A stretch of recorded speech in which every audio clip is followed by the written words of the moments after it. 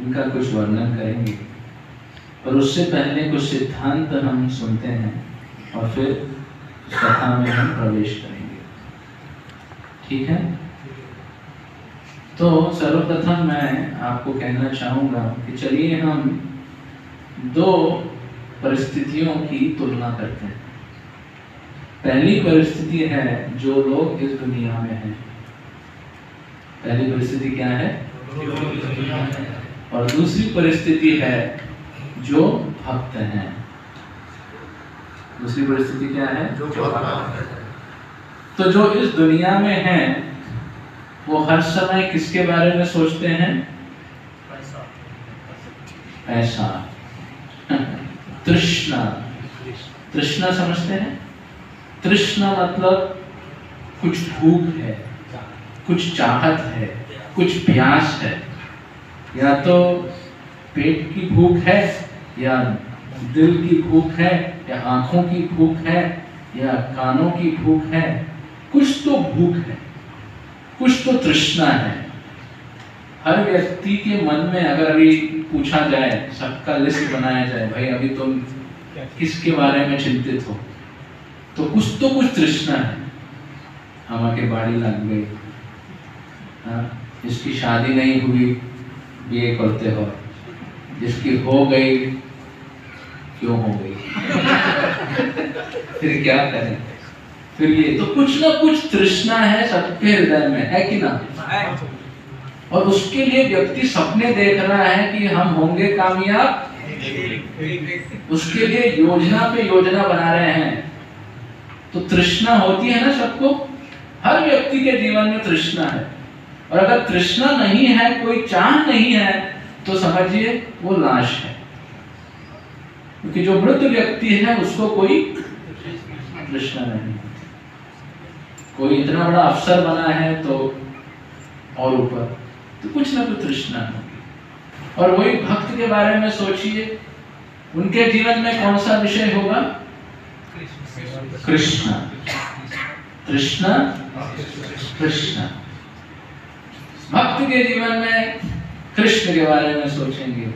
अभी जगन्नाथ रथ यात्रा होगी, अभी बलराम जयंती आ गई, अभी तो फिर जन्माष्टमी होगी, फिर राधाष्टमी होगी, झूलन यात्रा हो रहा है, फिर कार्तिक महोत्सव होगा, पुरुषोत्तम मास आ जाएगा। इस प्रकार से भक्त के जीवन में कृष्ण है। और बीच में चलो यात्रा करके आते हैं, प्रभु जी बोले हैं कि वृंदावन जो नहीं गया है भेज देंगे, चलो यात्रा कराते हैं, यहाँ चले आते हैं, वहां चले आते हैं। तो भक्त के जीवन में एक ही टॉपिक है, क्या है? कृष्ण। और इस दुनिया में एक टॉपिक क्या है? तृष्णा। कोई भूख, कोई प्यास, कोई चाह। अब फिर से वापस आते हैं पहले परिस्थिति में। तो जिसको तृष्णा होती है उसका परिणाम उसके जीवन में क्या होता है? अगर मानिए मुझे तृष्णा है कि मुझे कुछ चाहिए, अगर वो चाह मेरी पूरी हो गई तो फिर क्या होता है? जब चाह पूरी होती है तो हमको लगता है भाई जितना सपना देखा था उतना तो हुआ नहीं, तो फिर शौक होता है, शौक हो जाता है। हम जितना सोचा था, इतना टीवी पे दिखाया था, मूवी में दिखाया था, हम के तो बेवकूफ बना दिया, है ना? ऐसा लगता है ना कि अगर ये मिल जाएगा तो मेरी जिंदगी बदल जाएगी और कुछ नहीं करना पड़ेगा। वो मिलने के बाद सोचता है टेंशन बढ़ेगा, राइट? रोमांच होता है ना, अरे ये कुछ हो जाए। अगर विवाह का ही प्रस्ताव किया जाए, सब व्यक्ति सोचता है एक बार वो परी मेरे जीवन में आई तो हम बोलते ही रहे। और जब विवाह का प्रसंग खत्म हो तो व्यक्ति समझता है अब तो मैं जैसे मकड़े का जाल है उसमें फंस गया, उड़ने की बात क्या है, अब तो घिस घिस के जीना पड़ेगा। तो सपना एक होता है पर जीवन में अपना कुछ और हो जाता है। तो तृष्णा के बाद व्यक्ति के हृदय में शोक आता है कि हो गेलो, আমি তো যে বলেছে ওটা তো পাই নাই, আমাকে কি বলে মূর্খ করে দিল, ठग दिया, बोका बना दिया, हमको बोला था इतना इंटरेस्ट आएगा, अभी वो इंटरेस्ट ही नहीं ले रहा है हमको देने में। तो जीवन में हर समय सोचेंगे, योजना पे योजना बनाते हैं, बट होने के बाद व्यक्ति को शौक हो जाता है। कभी कभी माता पिता अपने बच्चों को बड़ा करने के लिए क्या कुछ नहीं करते, बड़े होने के बाद बच्चे कहते हैं क्या किया है तुमने हमारे लिए। बगल वाले को देखो, अपने बच्चे को क्या क्या नहीं कराया, तुमने कुछ किया ही नहीं। तो वो सोचता है यार पूरा जीवन तेरे लिए निकाल दिया और तुम ही मेरे को ऐसे बोल रहा है, तो शौक हो जाता है ना। तृष्णा, उसके बाद शोक, शौक, और बीच में क्या चलता है, भय की होबे की ना, कोविड चले एसছে আবার ডাকবে কি না, शुरू होबे की होबे এটা की होबे। और हर दिन न्यूज़पेपर में हम पढ़ते हैं, इंटरनेट में देखते हैं कुछ हो गया, और अंत तो गत्वा मृत्यु। तो इस दुनिया की परिभाषा क्या है, शुरू कहां से होता है, तृष्णा पूरी हुई क्या मिलता है, और पूरा बीच में वातावरण कौन सा है, और अंत में क्या गिफ्ट मिलता है। आप सबके जीवन में बारीकी से देखिए, यही होता है। भले ही कितना भी लोग आपको ठग लें, movie star, film star, superstar, cricket star आपको कितना नजारा दिखा लें, पर उनके जीवन में भी वही गतिविधियां हो रही हैं। समझ लीजिए, आप ऐसी अवस्था में हो, ऐसी अवस्था में हो, ऐसी अवस्था में हो, वातावरण सबके लिए एक है। अभी जब शीत गिरेगी, सिर्फ आपके लिए गिरेगी, सबके लिए गिरेगी। फिर गर्मी आएगी, आपके लिए आएगी, सबके लिए आएगी। तो यही तृष्णा, शोक, भय और मृत्यु जैसे हमारे लिए है, वैसे ही सबों के लिए है 14 भुवन लोक में। यदि जाए बंगे, कपाल जाए संगे, কিছু করার নেই। সিচুয়েশন চেঞ্জ করে দিলে ভাগ্যটা বদলবে না, তৃষ্ণা, শোक, भय, मृत्यु पावे ही पावे, राइट। और अगर अब हम दूसरी परिस्थिति में आते हैं, हमारा टॉपिक क्या है, कृष्ण। ये हो गया, अभी वो हो गया। और जब कृष्ण के बारे में सोचेंगे तो फिर हम सोचेंगे अरे कृष्ण की हमें कुछ सेवा करनी है, उनको संतुष्ट करना है। तो फिर क्या आएगा, जैसे ही हम कृष्ण के साथ हैं, कुछ भी हो जाए, हम देखेंगे अमृत की वर्षा हो। এখন বুঝিনু প্রভু তোমার চরণ, अशोका भयामृत पूर्ण सर्वखाना। हे प्रभु, आपके चरण कमल कैसे हैं, अशोक, अभय, अमृत। तो कृष्ण के पास रहोगे तो क्या मिलेगा, पहले अशोक, मजे में रहो। कुछ भी कृष्ण की सेवा कर लो, भगवान इतना आपके ऊपर बरसाएंगे। भक्त देखिए ऑलवेज बिंदास रहता है, मायादास सदा उदास, कृष्णदास बिंदास। अशोक, और अशोक के बाद अभय। क्यों, क्योंकि ठाकुर जी अपने भक्तों की रखवाली खुद करते हैं, डेलीगेट नहीं करते। तो एक बार प्रसंग आता है, कहते हैं कि अकबर और बीरबल के बीच में चर्चा हो रही थी। वो कहते हैं आपके सनातन धर्म में कहते हैं कि भगवान खुद आते हैं, अवतार लेते हैं सबकी रक्षा करने के लिए, पर वो अल्लाह को आने की क्या जरूरत है, ऐसा कह के कोई प्रश्न उठता है। तो बीरबल कहता है मैं आपको साक्षात्कार दिला दूंगा। तो एक बार कहते हैं वो चल रहे थे उपवन में, गार्डन में, और वहाँ पे एक अच्छा बड़ा पुकुर था, सरोवर था, और उसमें जो सिपाही हैं, अकबर का जो छोटा सा बच्चा था, उसको लेके जो है यात्रा करा रहे थे उस नाव में। तो अचानक क्या हुआ, बीरबल और अकबर के आंखों के सामने जो तट पे थे, उन्होंने देखा कि उनका जो छोटा बच्चा है उसको वो पानी में डाल दिया। तो जैसे ही अकबर को पता चला कि मेरे बच्चे को पानी में डाल दिया, वो क्या किया? कूद गया और जाके रक्षा करने के लिए दौड़ा। और फिर जब बच्चे को हाथ में लिया तो पता चला कि गुड़िया थी, डॉल, खिलौना था। तो सोचा कि कौन सा मजाक किया जा रहा है मेरे साथ। तो बीरबल को कहते हैं, क्या कर रहे हो तुम?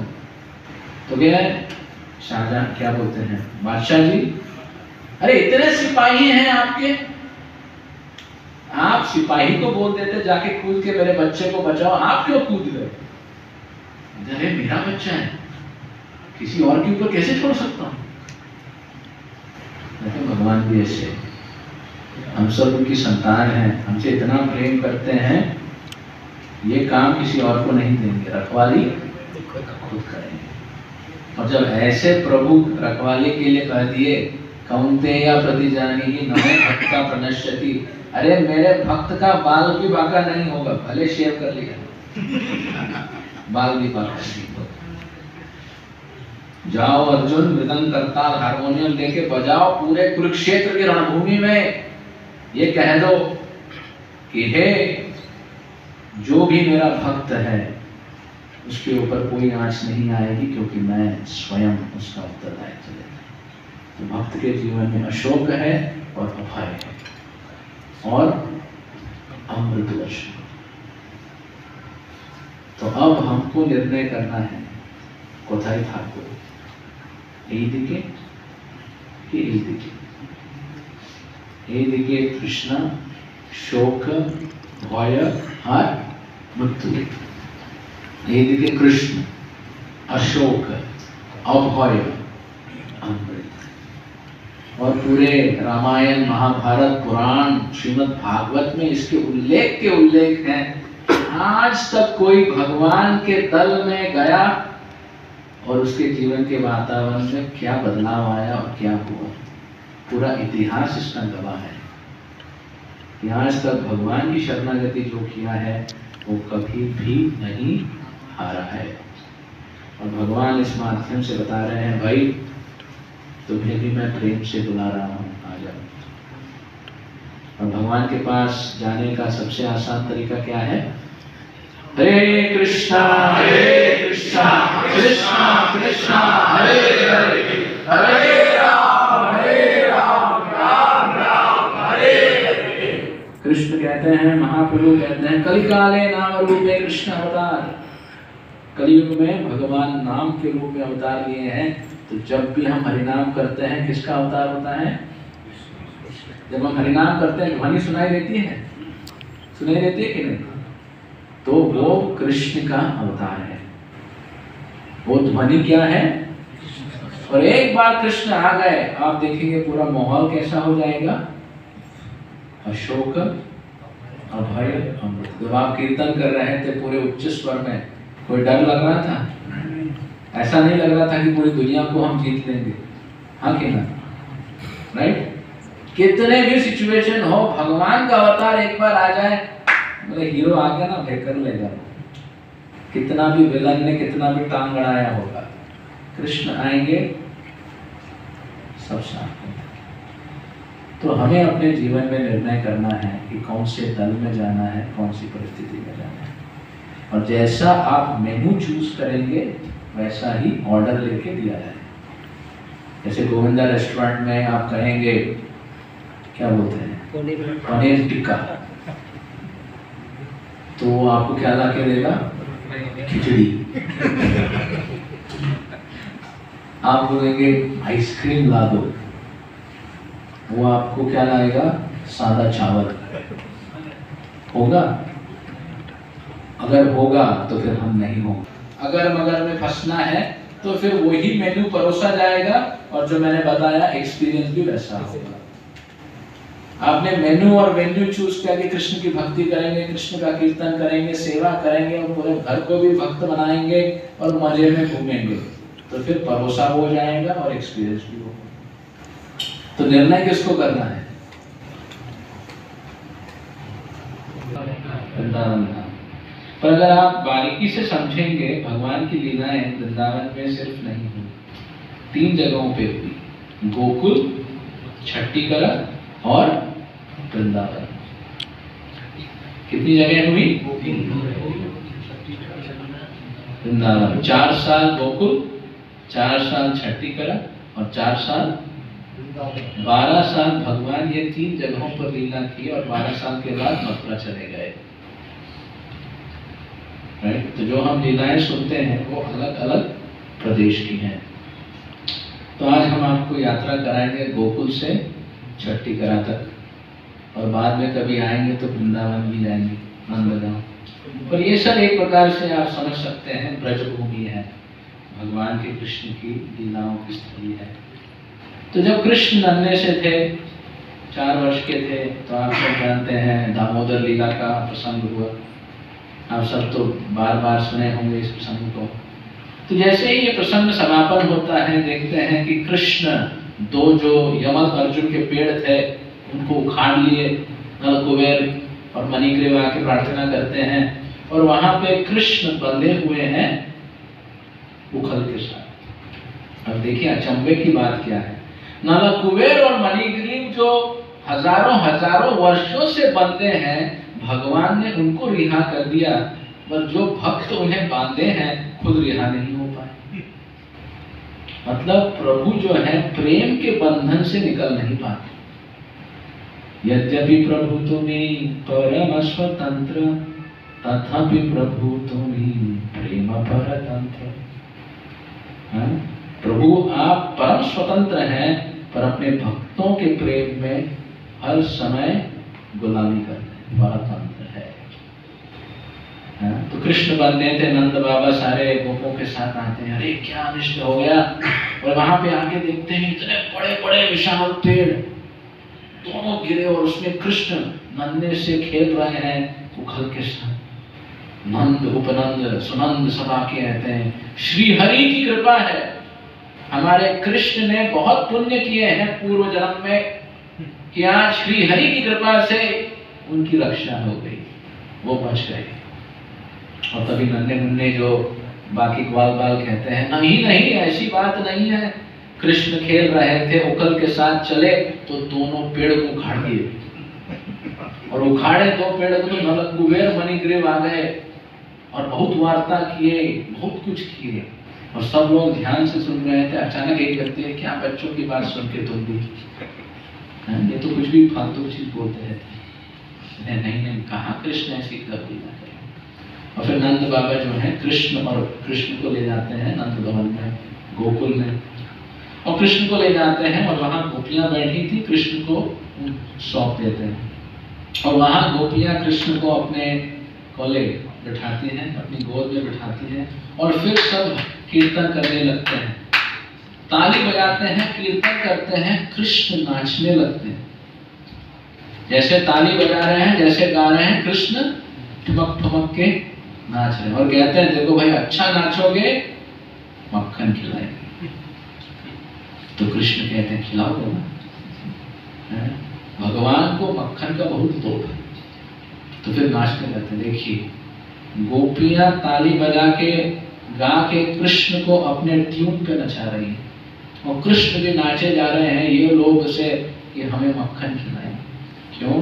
क्योंकि मक्खन गोपियों का प्रेम है, और ये प्रेम के पुजारी हैं।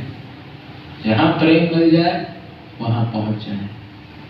तो कृष्ण इस प्रकार नाचने लगते हैं, और फिर ब्रज की लीला जो है और आगे बढ़ती है। बाद में प्रसंग आता है कि नंद और सारे जो है चर्चा कर रहे हैं, अरे तुम्हारा बेटा तो बहुत पराक्रमी है, ये है वो है। कहते नहीं ऐसी तो सामान्य बालक है, कहाँ आप बात कर रहे हैं। कहते नहीं।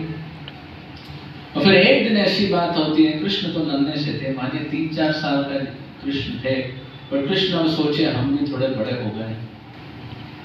तो नंद बाबा गए थे बाहर, और यशोदा भी बगल में कहीं गई थी। तो कृष्ण को लगा अभी हमको ही नंद भवन संभालना है। तो अचानक कोई हाँकने वाला आया, कहे फल ले लो, फल ले लो, करके फल वाली आ गई। तो कृष्ण का अरे घर में तो हमने देखा है, कभी कोई आता है तो किस प्रकार कुछ सामान लेके घर को मेंटेन करना पड़ता। कृष्ण कहते हैं अभी नंद नहीं है, यशोदा नहीं है, तो मुझे ही संभालना पड़ेगा। तो कृष्ण कहते हैं चलो, फल वाली को कहते हैं रुको भाई हम आ रहे हैं।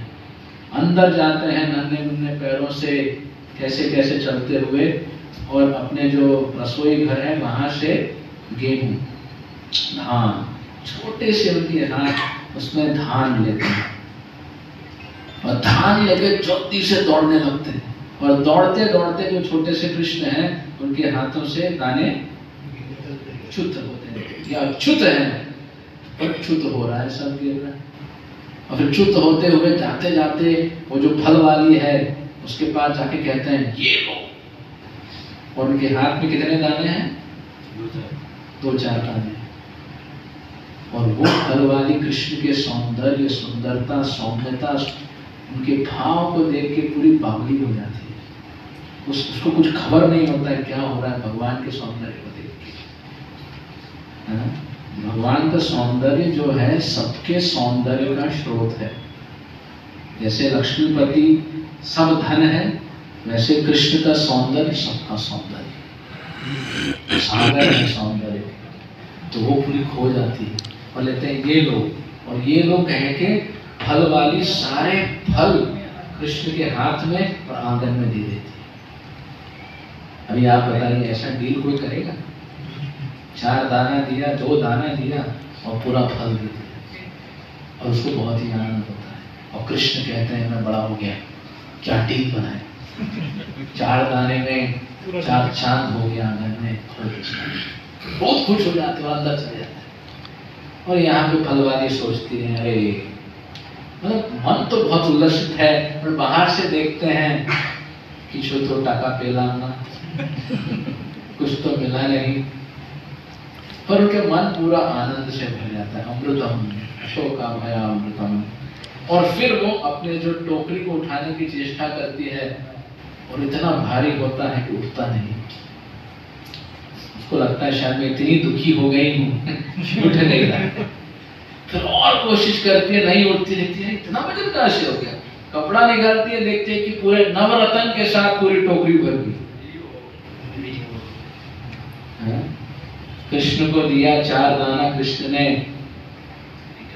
वो गोपी कहती है या फलवाली कहती है भगवान ने क्या कुछ दे दिया।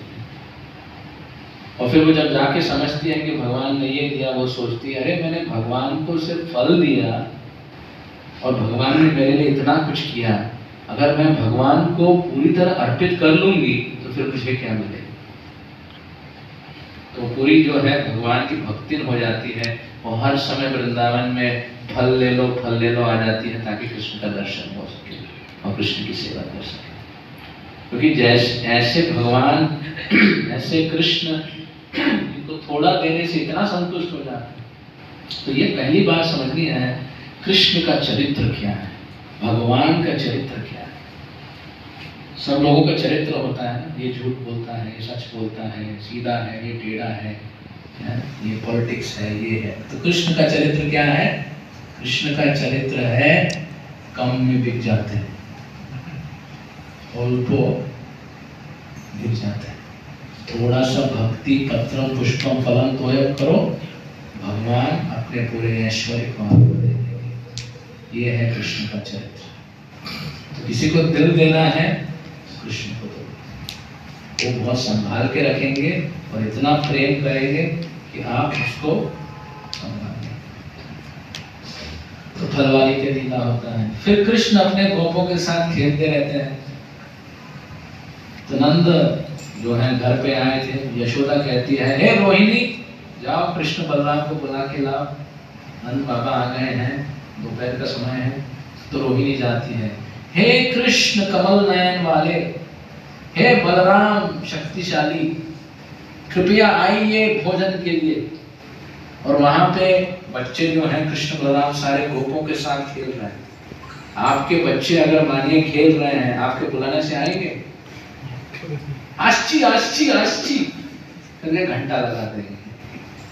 तो वहां कृष्ण बलराम भी देखे अरे रोहिणी बुला रही है? और फिर बोले ठीक है और खेलने लगे।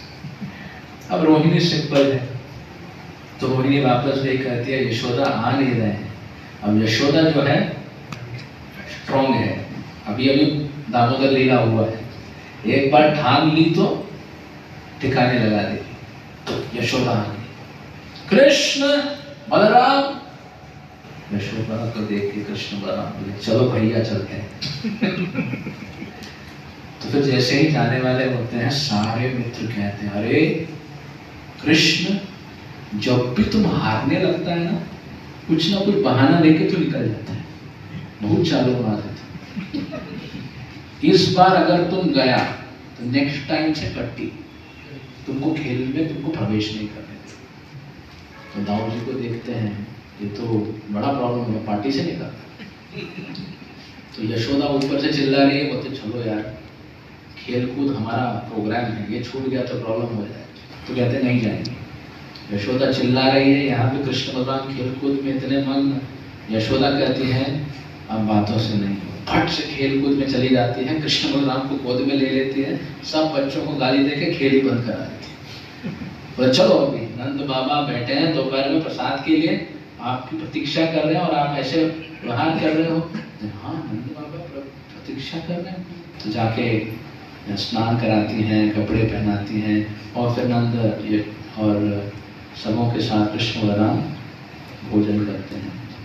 भज भक्त वत्सल श्री गौरहरि, श्री गौरहरि सोहि गोष्ठ बिहारी, मंद यशोमति चित्तहारी, बेला होलो दामोदर आईश एखानो, भोगा मंदिरे बोशी करो हो भोजन, नंदेरानी देशे बैसे गिरिवर धारी, बलदेव सह सखे बैसे सारी सारी, भज गोविंद गोविंद गोपाला।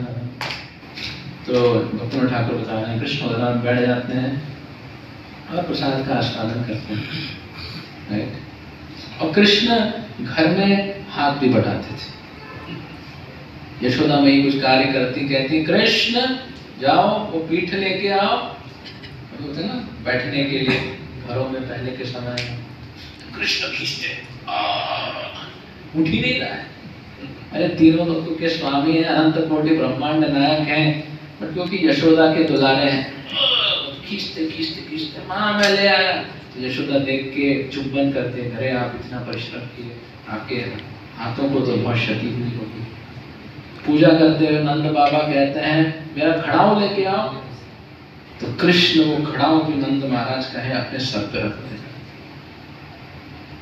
सर पे रख के चलने लगते। इतना भारी खड़ाऊ है, उनका बैलेंस हिलने लगता है।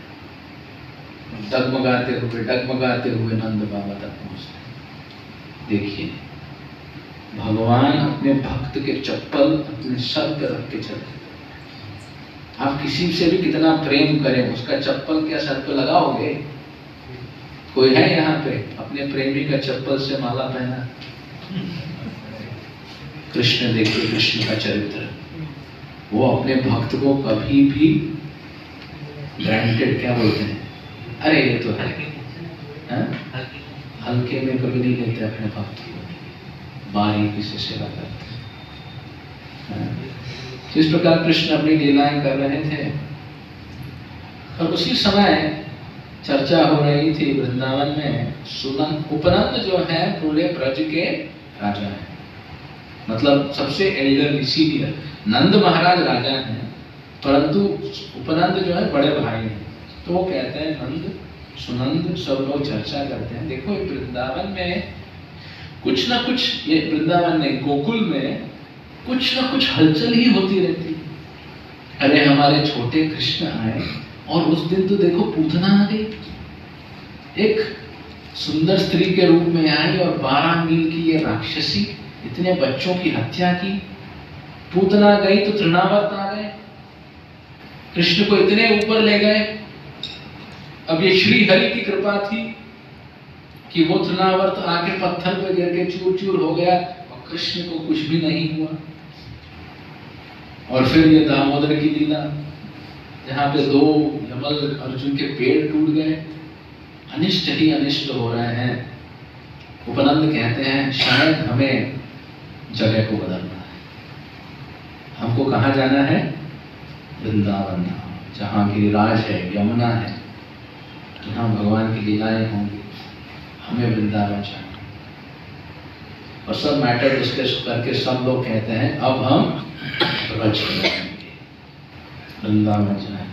तो आप सोचिए पूरा वृंदावन में पैकिंग चालू।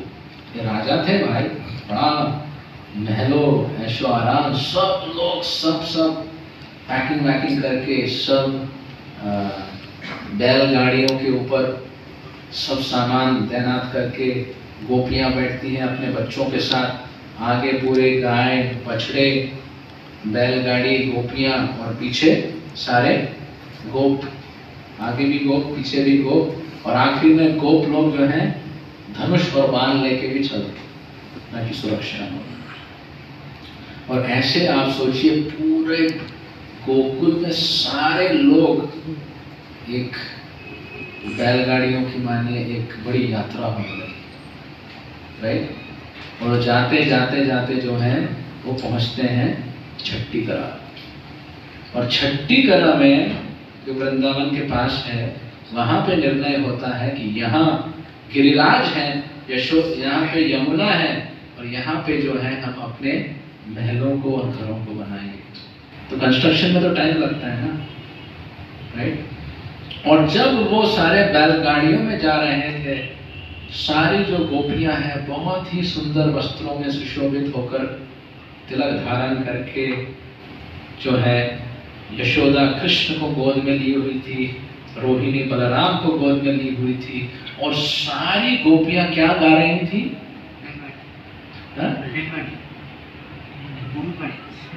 सब जा रहे हैं और वो गान कर रहे हैं कृष्ण के पास।